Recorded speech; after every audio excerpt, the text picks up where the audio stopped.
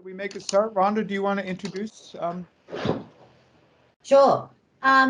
Georgia is the Ursuline Sisters Indigenous PhD scholarship holder, which is a very prestigious and competitive position to hold.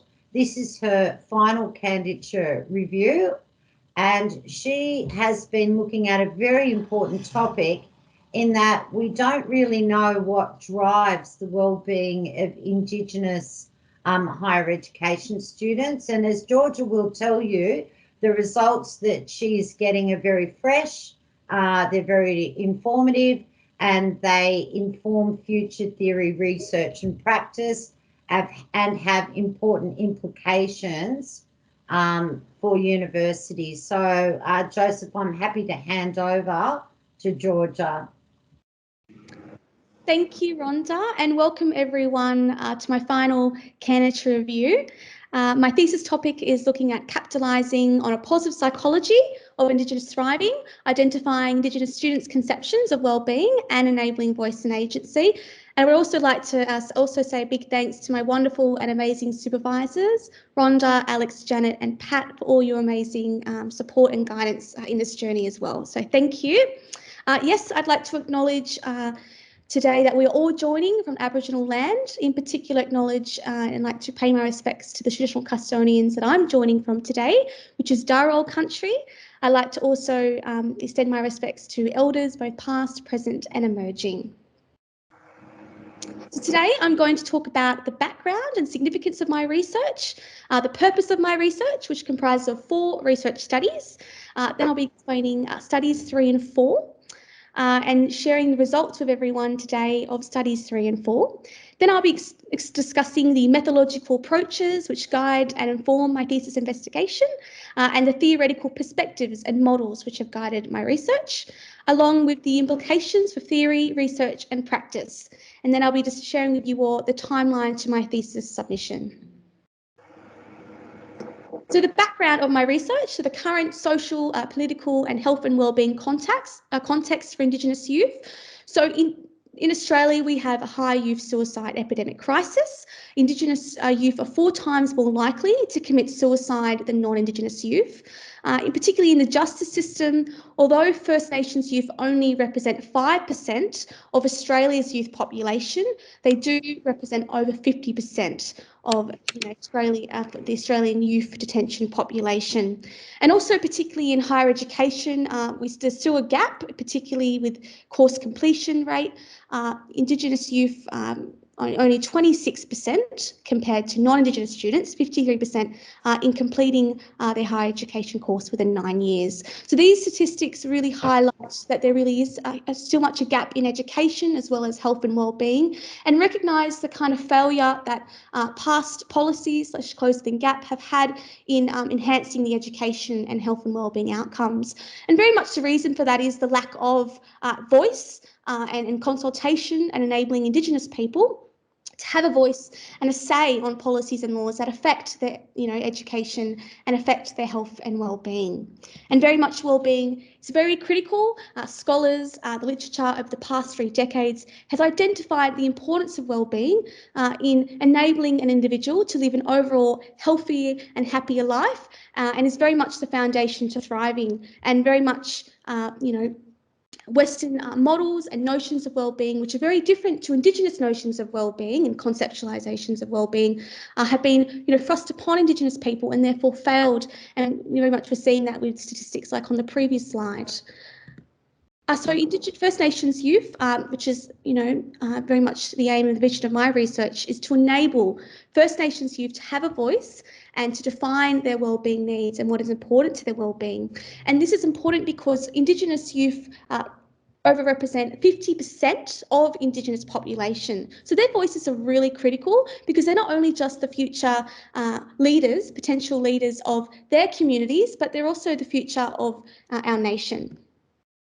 And education is very critical, particularly the University of Australia has recognised that university education is a game changer.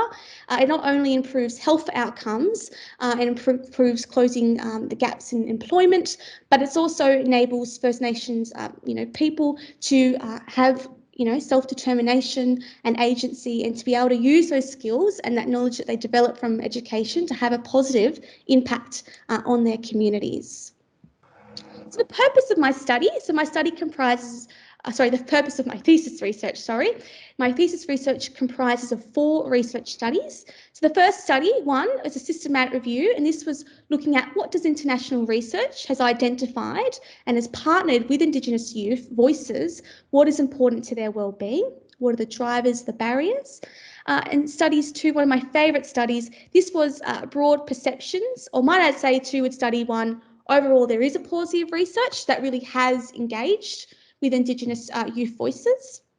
Going back to studies 2, I had the wonderful opportunity to have a yarn with 30 First Nations youth across the country, from Sydney, Brisbane and in Darwin, and I hosted yarning circles or focus groups with the students, and really to get an understanding of how do First Nations youth conceptualise wellbeing and what is important, and also how can the university better support them through the youth identifying what are some strategies and policies.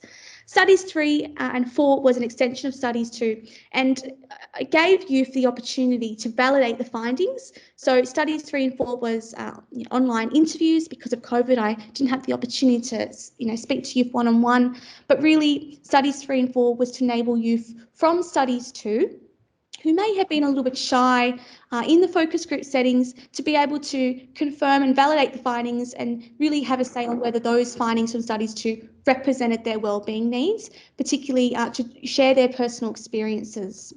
And studies 4 was again enabling youth to be able to identify what are some strategies and particularly policies that could better support their wellbeing.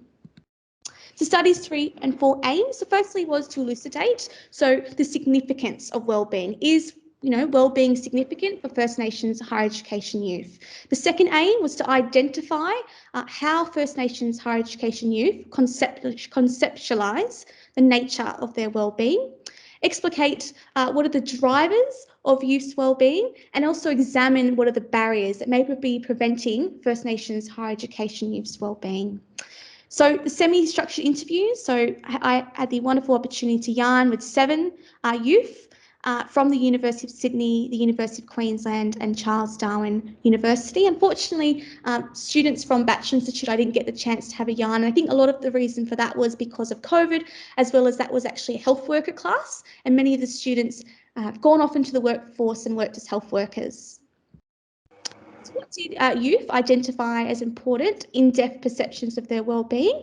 So the significance of wellbeing. So overall, youth did acknowledge that yes, wellbeing is very significant. And as you can see here from 2 different students, their voices here have acknowledged that wellbeing is very significant as it impacts their goals and whether or not you can achieve them. The significance of wellbeing is important for mental health and also the overall of happiness, being happy. If you've got good wellbeing, that can also impact your happiness. And also, this is the last quote here, the students identified that, wellbeing is also being really, being physically well, mentally well, socially, and also culturally. So mental health, overall happiness and having goals, feeling good socially, emotionally, mentally, physically, spiritually, and culturally is significant as important. So the nature of wellbeing. So when you've yarned with me, they really acknowledge that when they think about wellbeing and when they talk about it, that wellbeing is very much conceptualised. It's holistic, it's multidimensional, it's interconnected, and is also subjective. And that subjective was also identified more in studies 3 and 4, particularly when I had the chance to speak to you, one-on-one through the individual interviews. So here's a quote from a student. So they've acknowledged that having goals is very much important, but also the importance of confidence and also having good identity, and that also impacting their spirituality and identity, and very much that when they spoke about well-being, everything's all holistic and it all feeds into each other. Drivers to wellbeing. So you've identified that mental health was very important, along with relationships. So you've spoke about the importance of their relationships, not with their parents but also their community, as well as their relationships with academic staff and professional staff, as well as their peers. Sense of self and identity. So you've identified that, yes, their cultural identity is also important, but they recognise that there's other forms of who make up who they are that are also important, such as their sexuality. Goals, this is also personal and career goals that you've voiced, as well as connection to culture and having a strong cultural identity. So you've spoke about the importance of knowing who they are and who their mob is or where they come from.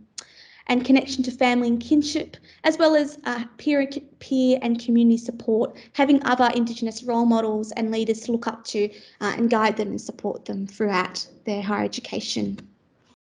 Here, one of the youth has spoken about the importance of having a sense of self and knowing who you are, as well as having confidence and kinship. So you can see here, everything's very much connected, and they then speak about the importance of family and then country, kind of all making up who they are and the importance drivers to their well-being.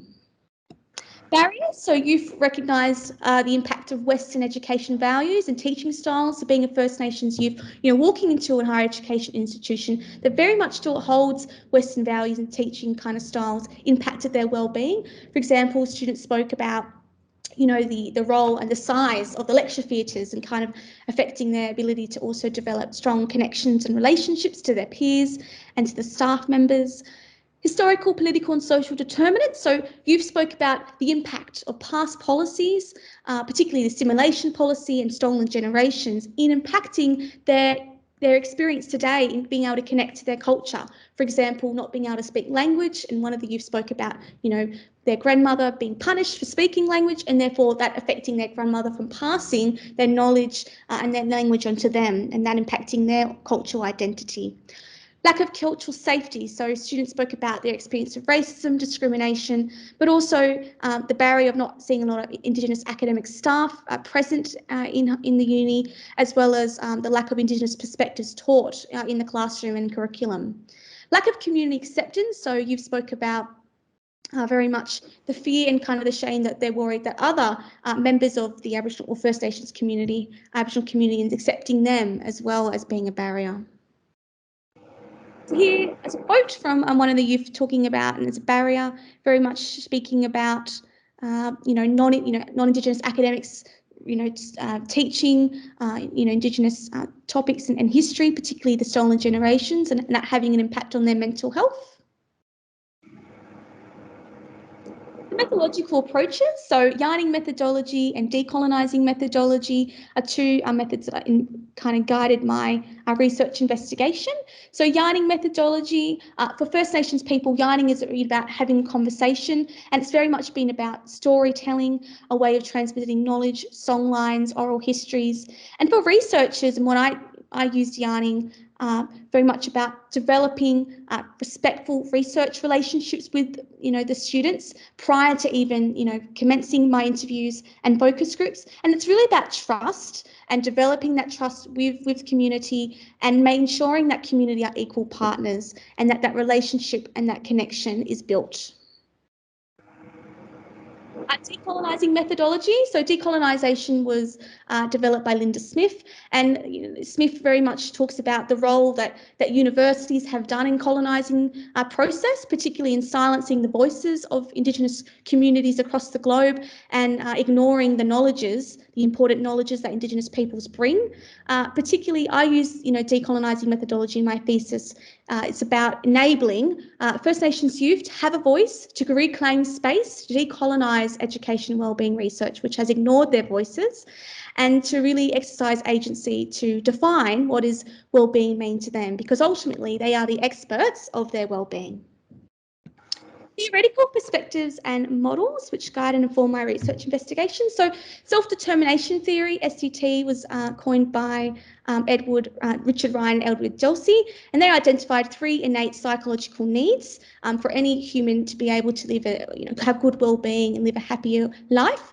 Autonomy, relatedness and competence, very much autonomy It's about having agency, and so in my research, it's about youth being able to, identify recommendations so that can then improve and better support First Nations students in the future, and being able to have a say and define what wellbeing means to them. Youth, and this is also identified in the findings, the importance of relatedness, having connections and strong relationships with your family, community, elders. It's very much important. And competence, being able to master one's own environment, and the importance of higher education in being able to facilitate that and support a student, individuals to be able to learn, develop knowledge and grab skills that they can then take and support their communities. Model of social emotional wellbeing. So this model was developed by Indigenous Psychologists Association, and they identified important factors that are important to Indigenous people's wellbeing. I actually showed this model to the youth, and they really liked it because it provided a more in-depth cultural wellbeing perspective. And very much these factors here have found in the findings, as well as the multidimensional model of student wellbeing. This model was developed, and many of you may know this model by Indigenous and non-Indigenous academics here at our institute. And it's very useful and informative as it provides an academic self-concept perspective, as well as wellbeing, cultural wellbeing perspective, as well as educational. Implications for theory. So overall, my thesis, the findings have identified the importance of autonomy and self-determining one's future, which is reflected in the self-determination theory, connections and relationships with the family, communities, elders, and role models and peers as well. This is reflected in self-determination theory as well, and relatedness. Cultural wellbeing factors, this is both recognised in both of the social emotional wellbeing model and the multidimensional model, and the importance of youth connecting to country, family and kinship, culture, spirituality, and also the impacts of social, political and historical determinants. And both of these models, wellbeing is holistic and multidimensional. The youth have voiced the importance that wellbeing actually is holistic and it is multidimensional. Implications for research. So overall, my findings have found that there really is a positive research which has really engaged and partnered with First Nations youth voices. And very much future research recommendations is to enable and to really encourage future research to put Indigenous youth voices at the epicenter of research. During my data analysis in Studies 1 Systematic Review, I used the CAS qualitative checklist, and one of the kind of things I found that really lacked in that checklist was particularly, a question that could really ask researchers, does this paper really engage with Indigenous communities' voice? And so, this could, ask researchers, okay, are there a lot of quotes in the paper? Do they engage with Indigenous voice and agency? As well as Indigenous theory, Indigenous methodological approaches, and also community. Was there general consultation with community? Implications for practice. So overall, youth identified the importance of, universities ensuring there's a culturally safe higher education institution, the importance of implementing more culturally safe wellbeing and mental health services, as well as employing more Indigenous academics to have as role models, and particularly also employing community members and elders to provide more cultural understanding and mentorship. Financial wellbeing support, not just for scholarships, but also supporting students with resources such as textbooks and iPads and laptops costs, as well as being an implication for practice.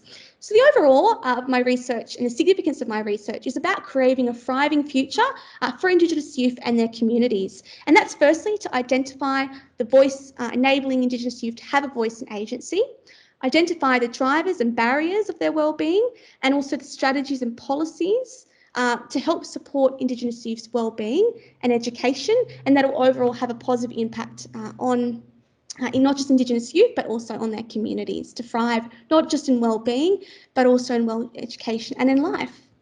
So the timeline to my thesis submission, so I commenced my PhD in 2019, and so you'll see the green squares there of all the milestones I've completed. So last year's mid-candidature review, I submitted the Chapter 3 theoretical perspectives and, Chapter 5 methodological perspectives, And so in the in-progress milestones, for this final candidates review, I've submitted the Chapter 3 theoretical, Chapter 2 literature review, and Chapter 6 results and discussion, which is systematic review findings.